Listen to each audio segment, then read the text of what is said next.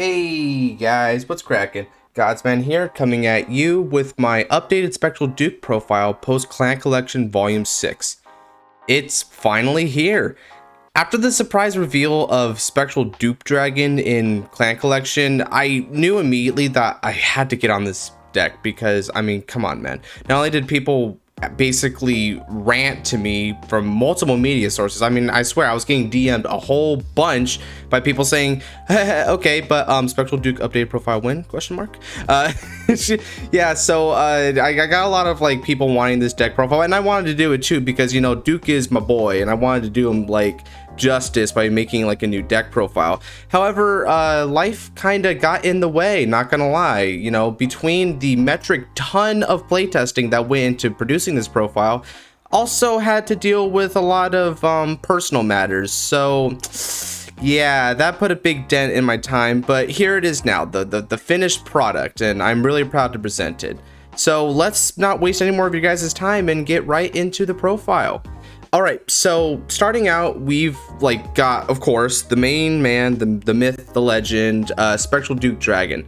So this is the main grade 3 of the deck. That much has not changed even to this point, but he is still like just as relevant as ever for that reason. Here's the thing about Spectral Duke, right?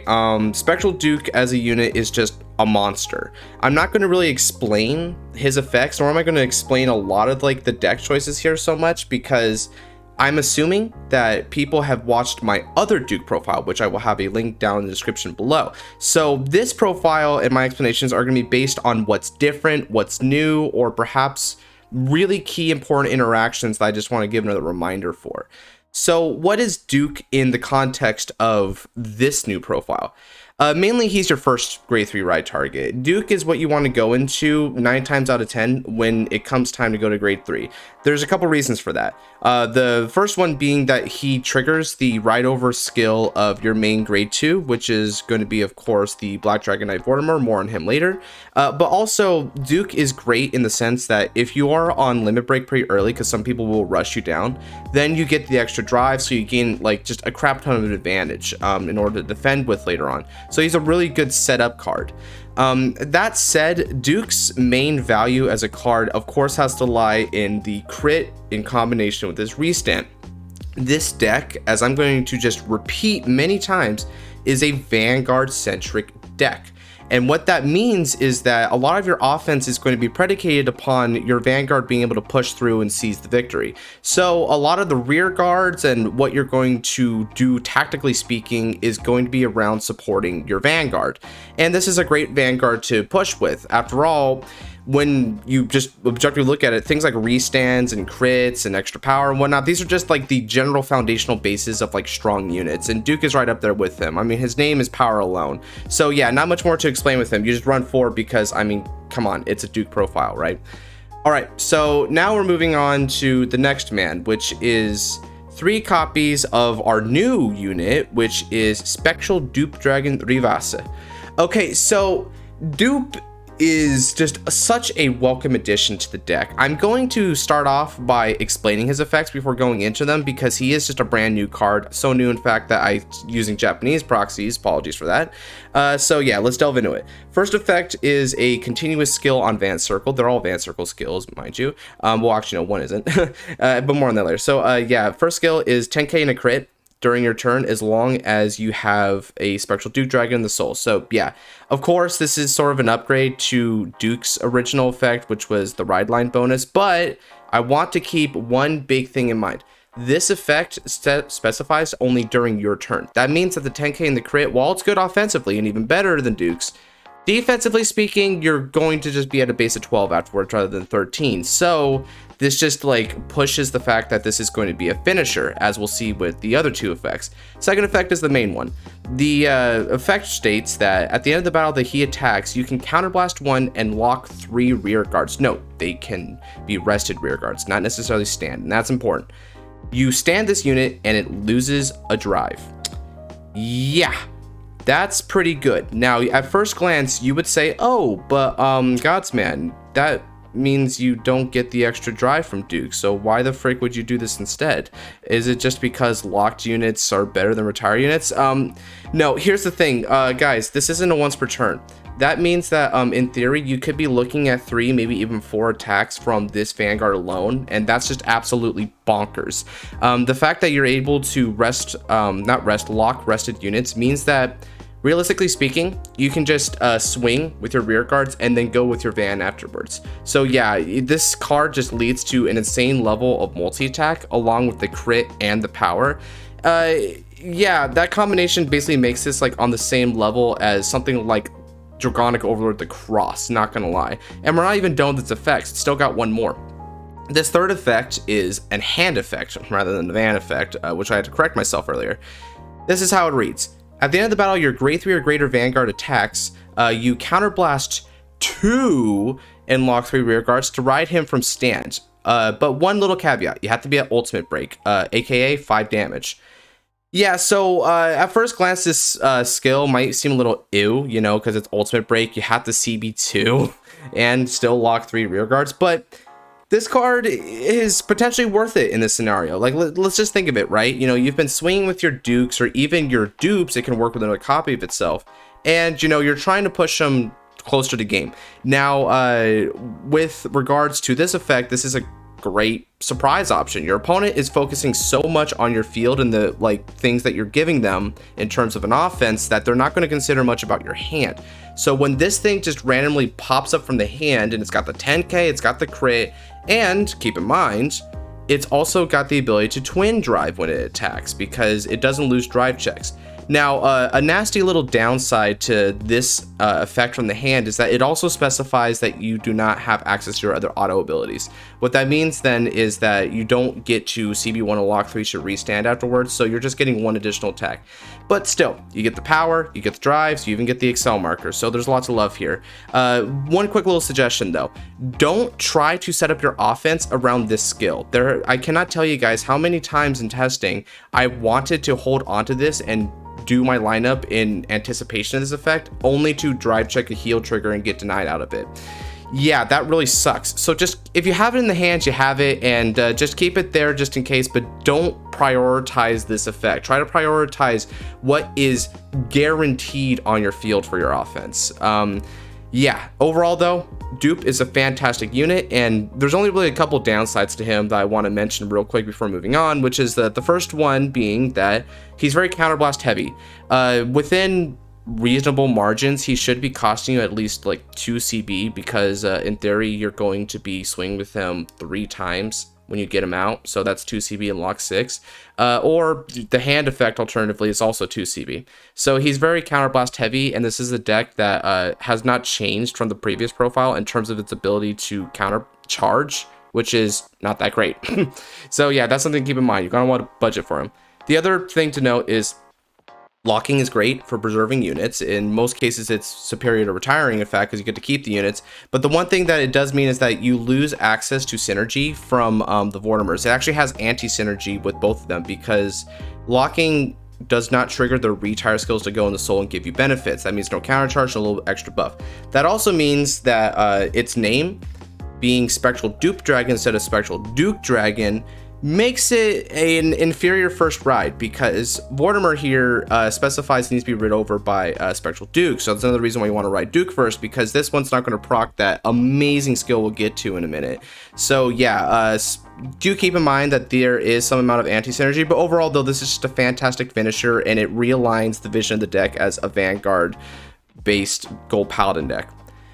Okay, so one of copy Percival. Yeah, it is what it is, right? Ban list came in and dealt Percy a pretty harsh blow, but it was a very necessary blow because Percy is just the nuts. In the previous profile, I said that he was basically best card of the clan. I think that much hasn't really changed. Hell, it's because of this card, man, that Gurga is currently running around like rampant in the format alongside Prism, and they only have 1 copy of it, dude. They got 1 copy of it back, and that's enough to make this thing pop off. So it's quite insane that way. However, I'm not going to talk about this in the context of Gurgit, nor am I really going to explain its effect because, I mean, guys, everyone knows Percival at this point. His name is Power. But with regards to how this deck functions with the Percival, there's a couple things to know.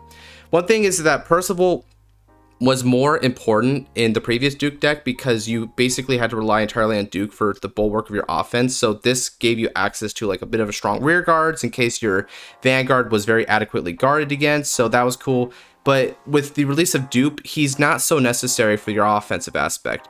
His main benefit is, of course, still going to be the Excel marker, though. Because of the Excel marker, that doesn't just give you like extra advantage and more like field power, but it actually leads up to a very high rolly maneuver with Spectral Dupe, which is that if you can acquire 9 rear guards on the field, which is to say you have 4 Excel markers alongside a full like formation in the main rear guard circles, then you get to swing with this guy 4 times.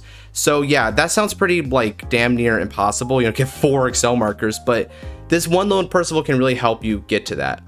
So there's something to really mention that he has that sort of gimmicky high roll assistance.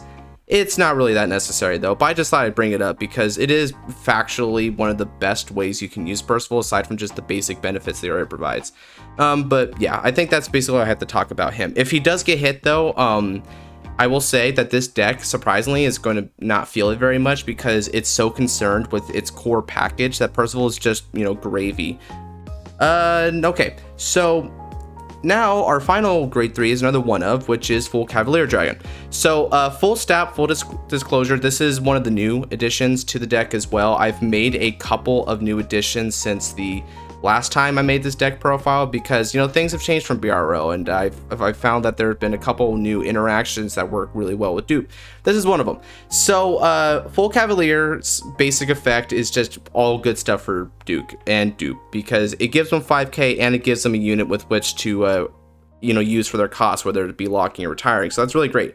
And the only thing that it needs for this is just a Soul Blast, which is basically a free resource in a deck like this because you accumulate soul really easily. You accumulate it from the effect of Agravail. You've also accumulated from retiring your Mortimers. So that's basically a free resource for a free +1 and free power. There's a lot to love here. If Percival should get banned in this upcoming ban list, you're definitely going to be putting in a second full Cavalier. At least I would heavily recommend it because full Cavalier is just really cool. As it stands, I only put him as a one of because you have a fair bit of searchability in the deck and he's not a core part of the engine. He's a nice supplementary aspect, but he's not a core engine part, and that's going to be a theme. You prioritize your core and then you expand outwards. This is one of the more like the niche stuff, but if you do get him, another reason why he's one of is because he's something you'll want to keep on the field because it's an axe skill, so you're not going to be inclined to retire him. So you're safe to just keep him on the field, assuming the opponent doesn't retire them, which if they do, then sad days, but hey, it is what it is. So yeah, full Cavalier, good boy. Love this man. Okay, grade 2 time. So to absolutely nobody's surprise, the principal grade 2 of this deck is going to be the one, the only Black Dragon Knight Mortimer. So yeah, Black Dragon Knight, not a lot to explain here. Has the same basic skills that it had like in the previous profile and the same basic utilities. I don't really want to mention too much. There's only 2 things that I really want to just emphasize. First one is to reiterate, you want to ride Duke over this. Dupe will not make it work. And you really want this +2, dude, because that free +2 that's somewhat selective is such a good tempo increase that as much as possible, even if you have to like G-assist for this crap, you want this ride. So yeah, that's very important. I can't stress that enough. The other thing that I want to mention about Mortimer that I think is just more important than ever is its countercharge ability. With Dupe being such a gas guzzler for CB, countercharging is going to be pretty like sparse. So that's another reason why to get your Mortimers. When you're on your Duke turn, one of the things to note is that at first glance, you know, this just makes Duke CB free, and that's true. But if you happen to retire multiples of these, aha, now we're looking at a countercharge. We're plussing in terms of counterblast economy, and that's quite fantastic. So if you can go for that maneuver, aim for it. Even if you feel like it might make slightly weaker columns as a result, albeit this is the 10k main great columns with an 8k behind against force numbers, or even a 13k in the case of the grade 3 searcher we'll get into later. Either way, regardless of what columns you make of this guy, try to get the countercharge as much as you can, because budgeting is an important aspect. But aside from that, yep, just obvious 4 of, not really anything else to explain. Another 4 of that I've maintained is going to be 4 copies of Advance of the Black Chains, Kaiden.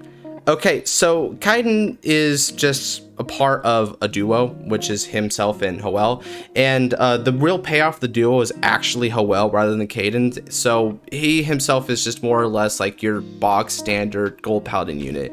You CB for the opportunity to get a +1. Yeah, that's basically what it is. However, Kaiden still is really nifty, because getting that additional field presence and plussing is always important for something like Duke, which is just like a guzzler in terms of resources.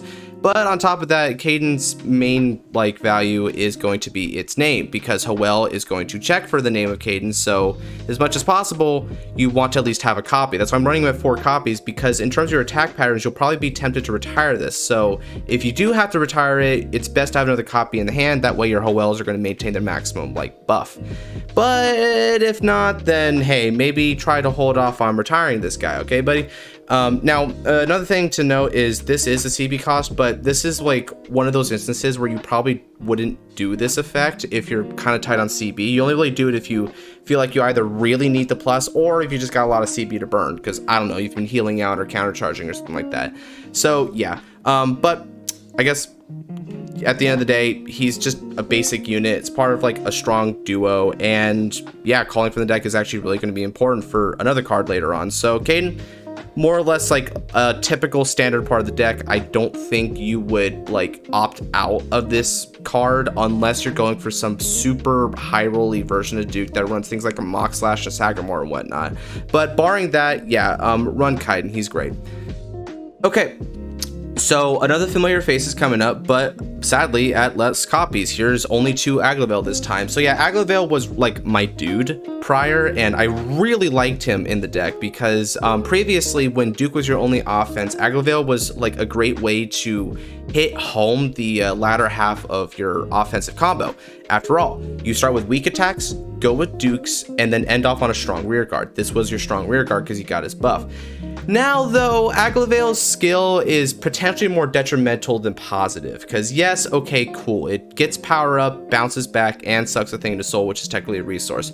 Problem though, our new main finisher, and I guess for some people they just consider it the main grade 3, is this guy. Now this guy wants all of your units to stay on the field, that way he can lock them up in order to get more restance. When you do Agravail's effect, you're getting rid of 2 units from the field effectively, which is a very crucial mistake if you're trying to go for Dupe. So really, if you're going to do this effect, only do it on your Spectral Duke turn. And even then, maybe consider not doing it because you are negging 1 technically. It's to the soul, but as I've already mentioned, the soul is not that valuable a resource here, and you just burn it as you will. So yeah, it's a really debatable thing. I'm really just running it at 2 because it's the perfect ratio with 1 Percival, because even if you damage check 1, you have another 1 in circulation. So yeah, if Percival goes, then this one's going to be going as well. As to what's going to replace it, well, that's actually going to be the next card. Here's, boom, 1 copy of Liberator of Royalty Fallon. Yeah, this might be kind of a surprise. I didn't run this guy in the other one, so he's brand new, dude. So what does this guy do? Well, I mean, I don't think I need to explain it too much, but I'll just give a basic overview. He's been out for a little bit though. First skill just lets him get 5k if you call a unit from deck this turn, which is another reason why our boy Kaiden here was kind of important, and it gives more utility to full Cavalier. But anyway, I digress. So yeah, that 5k is pretty cool, pretty important. The second effect is that when it hits a Vanguard on Van or rear, you're able to peep the top card of the deck and call it for free, or just leave it there on top. So yeah, when you look at this guy at first glance, he seems kind of avant-garde because his best effect, quote unquote, is an on-hit, and that seems very dicey. Here's the thing though. The real use of Fallon comes with how you're able to line them up to inconvenience the opponent. This first effect is very crucial because when you're looking at your attack patterns in Dupe, generally speaking, your weaker attacks, especially now since we're not prioritizing Agravail, are going to be on your Excel marker. So you burn through these first. That means that your columns in the main rear guard circles are going to have to be bigger if you want to get over defensives. This is very key for that because with the 5k bonus, he's at 14. So if you give him just any sort of grade 1 booster, that's going to give him a great number, which is 22. That gets over defensives, assuming this is not a forest clan we're talking about. So that's really important. Also, here's another aspect to consider with Fallon. Fallon's on hit, yes, it's like very debatable, but it's great for pressure and it does actually benefit you a lot. Let's say your opponent has been trying to like block your early attacks because there's like easy and simple attacks.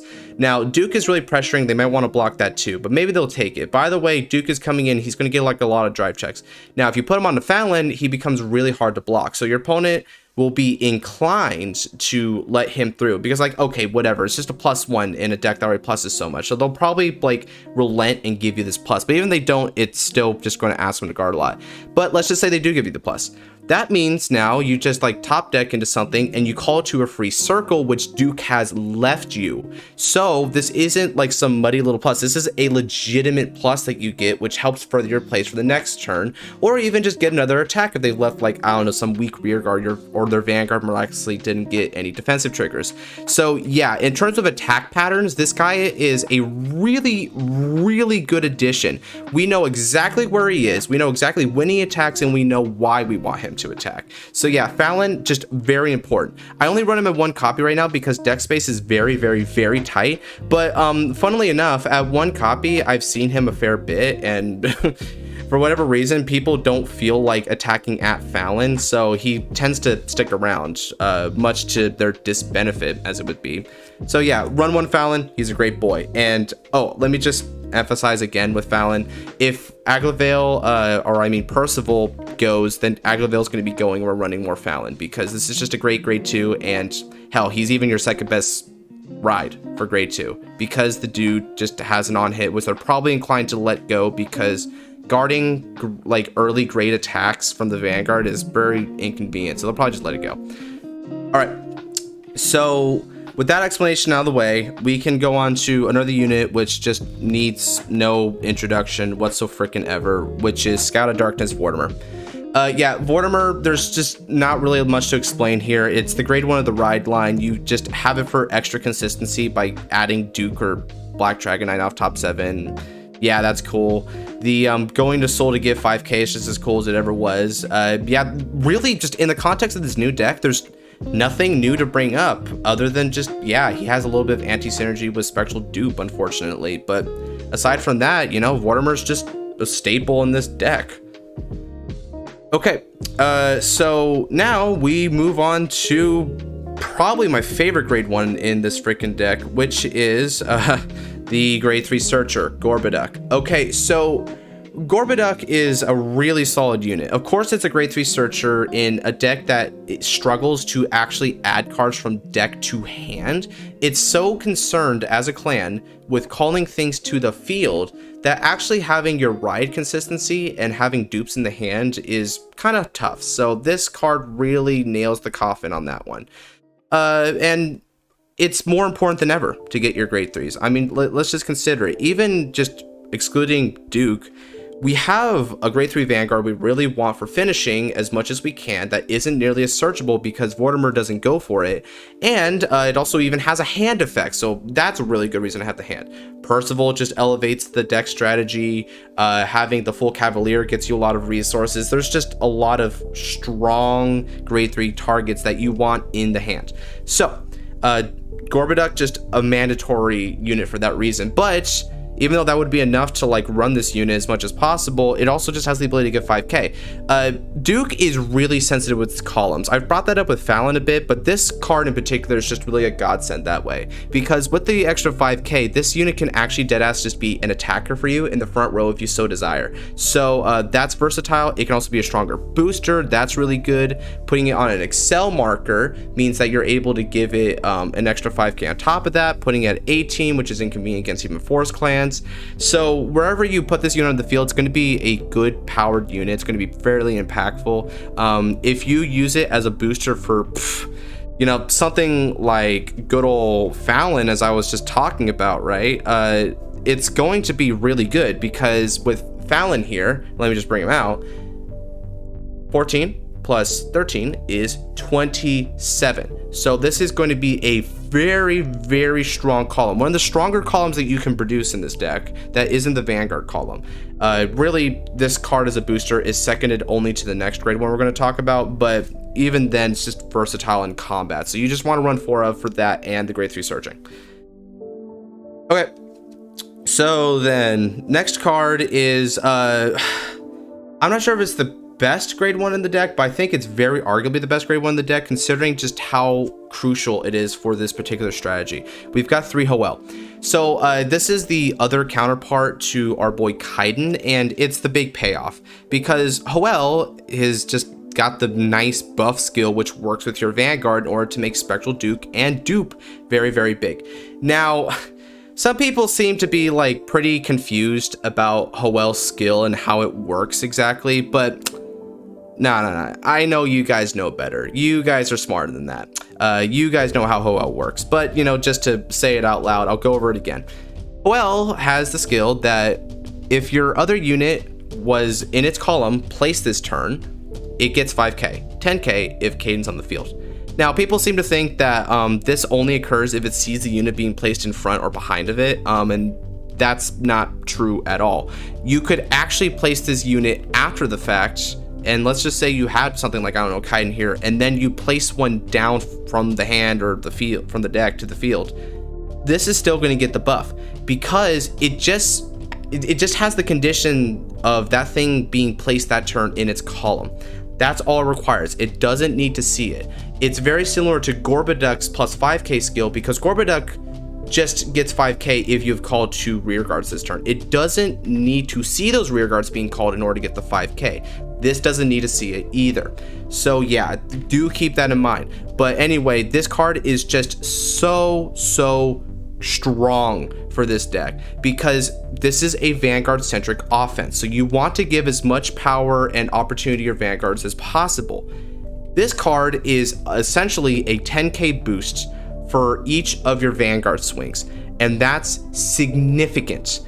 It means that you have the ability to swing over defensives just as it stands without any other sort of buffing, and it just will make the difference between your opponent having easy guards and really pressuring defensive situations where they really have to ask themselves, I might have to risk death here. So that's how impactful this 10k is.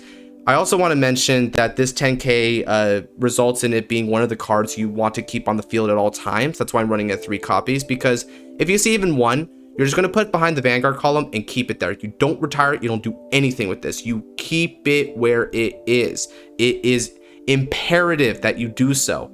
Now, one final thing to note about Howell is that if you don't have a Kaiden here, it's going to lose the 5k buff. So if you retire Kaiden with this effect or lock Kaiden with this effect, do recognize that you're going to lose 5k, and remember that, because otherwise you might get called out for it. So be mindful of that. Anyway, though, yeah, this is really important. If you do run 4 copies of it, I totally don't blame you. I just thought that 3 was enough because I always saw 1 and 1 was enough.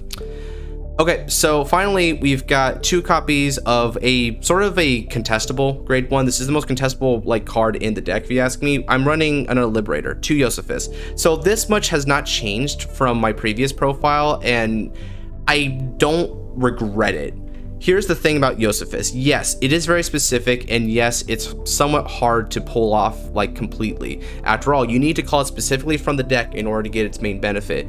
But I was already running it in the deck, and I was getting it off sometimes, not that much, but just enough times to make it worth it. In this new deck, we have even more ways of calling it out now, because previously your 2 ways of calling it out were just these guys. But now let's consider the following. Let's consider the fact that you now have the means of calling this guy out from the deck with Fallon, and you also have the means of calling this guy out from the deck with good old full Cavalier. Yeah. So you've got 4 potential ways of getting it out to the field from the deck rather than just 2. So there's just more opportunity for it. And not only is there more opportunity, there's more demand.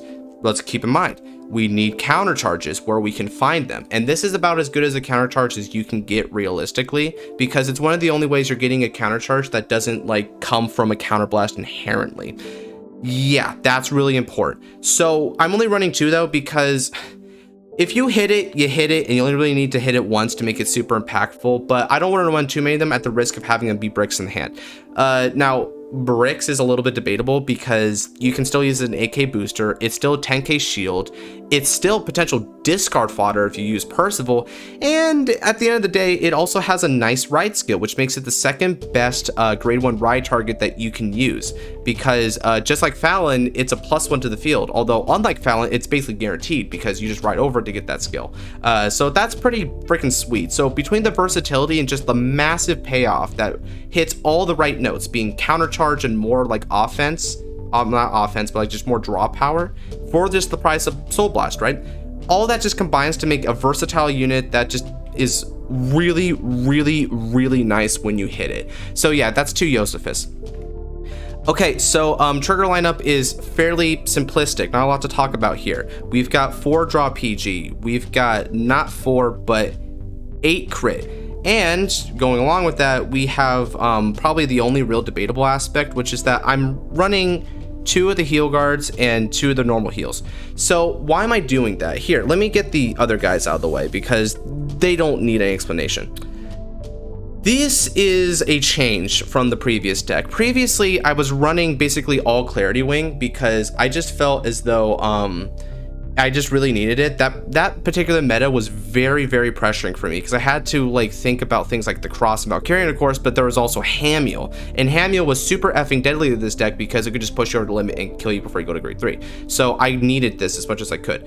Now the format has sort of chilled out and progressed more into a turn 4 format, so I felt like I was free to get these 20k shields in here, and those 20k shields are actually really helpful because one of the elements about deck that makes it like a lot more formidable than most other decks is the sheer amount of card advantage you can yield. Just being able to call to the field means that you don't have to use your hand, and you get a lot of drive checks with things like Duke. So with all that card advantage being what it is, this is really good because that means that it helps you 1 card guard attacks that you normally couldn't, and that 1 card guard is just like a real big game changer when you're having to go down to this like big heavy offense where you basically need every card you can to survive it. So yeah, Elixir Sommelier just really, really nice for those situations, and hell, even in the early game, sometimes it's a 20k shield that's like really helpful if they happen to like be swinging kind of hard early. So yeah, I really like this, but I didn't want to forego the opportunity to have this for early protection if necessary. After all, you can just search it off of your grade 1, I mean not your grade 1, your grade 3 searcher, and it's even just an attacker. If push comes to shove, you have to call it from the deck. It's actually not a bad number on the field. So yeah, that's why I'm running the 2-2 split, and hell, it even works for Revengers too, so it just works just as well in this kind of a deck. And I guess just because why not, yeah, Springreed's Messenger, it's a V starter. They all do the same thing. You take your pick. It's purely for aesthetic. I like this one the best. I hope you do too. Okay, and so that's going to be the deck. So just to give a very like brief concluding thoughts on this deck, I think that the inclusion of Spectral Dupe has massively aided this deck. Now, in terms of whether or not it's going to be a meta contender, I think it's like very possible because Duke is just so strong right now, but it may have to come at the expense of something like Gurgit and Prism in order to really get in there. As things stand, this deck is basically on the level of Jewel Knights and Revengers, if you ask me. It's got more sheer card advantage than those decks do, but its offense is not necessarily quite as strong when it comes to the rear guards. Those decks tend to have more like of a well-rounded offensive like strategy, whereas this one's more like Vanguard centric because those are Force clans and this is an Excel clan, so you get the difference there. Now, having said that, I will admit that This deck does still suffer like a couple of problems, which is like sometimes you may not get your ride line consistency, we can hamper it a bit, and also sometimes CB can be an issue, but those issues are not very big. I still think that this is just a massive buff, and I'm actually going to be kind of I don't know if this is what you would call a hot take, but I actually think that having this card at the sacrifice of 3 Percival makes the deck stronger. Here's why. Percival being such a good, strong unit is no debate, but this card hits more into what the deck really needed to prevail in the current meta, which is a very solid win condition that perfectly embodies what the deck tries to lead up to. This card is such a strong finisher as a Vanguard, and it just does what Duke wants to do, but even better. Duke, while it is a strong resource unit and the crit is threatening, wasn't always the biggest and most threatening, and sometimes your opponent just has a couple PGs for both of the attacks. This one having more multi-attack and a stronger stat, and even the surprise factor of calling from hand for an extra attack, just makes it so much more aggressive and just like really like hits it home with regards to the final turn push. So yeah, while you did miss out on like the Excel marker generation, you gained an extremely potent finisher, and I would say that's a really good trade. So yeah, I'm really happy with the state of Duke. I might be posting a fight night pretty soon here with Duke being like the deck I'll use, because I just love this thing to death. I am a Revengers main and all, and I would say that this deck is very comparable to Revengers. Now now some of you might think, well, yeah, I mean, Duke being with like a restanding Vanguard with a crit and can swing 3 times, this might be better than Raging Form. Now, I would never say that. I would never say it, even though, you know, having the crit is something that Raging Form lacks, but I'm not going to say it, right? I would never say that, even though like the triple restand is actually more consistent. No, but I'm not saying it, right? If you ask me, Raging Form is still the best Vanguard there ever was. I'm not saying it. But still, that all said, I think that pretty much does it for this deck profile. It was a long time coming, but I'm really happy I managed to get through it and produce a really nice quality list. I'm very confident in this list, and I think you guys, if you went out there and built it as well, you'd have a blast. There's a couple of spots, such as the Liberator includes and whatnot, that are debatable, and you can flex them out with things like maybe Din Drain and Parry more, but overall, this is basically what Duke should be as a deck, and I love the direction that Bushy took with it. Just some really fantastic support here. So yeah, I'm excited to play, and I hope you guys are too. And with that said, if you want to see more Vanguard content like this, do subscribe down below and turn on the notification bell. And with that said, take care, and God bless.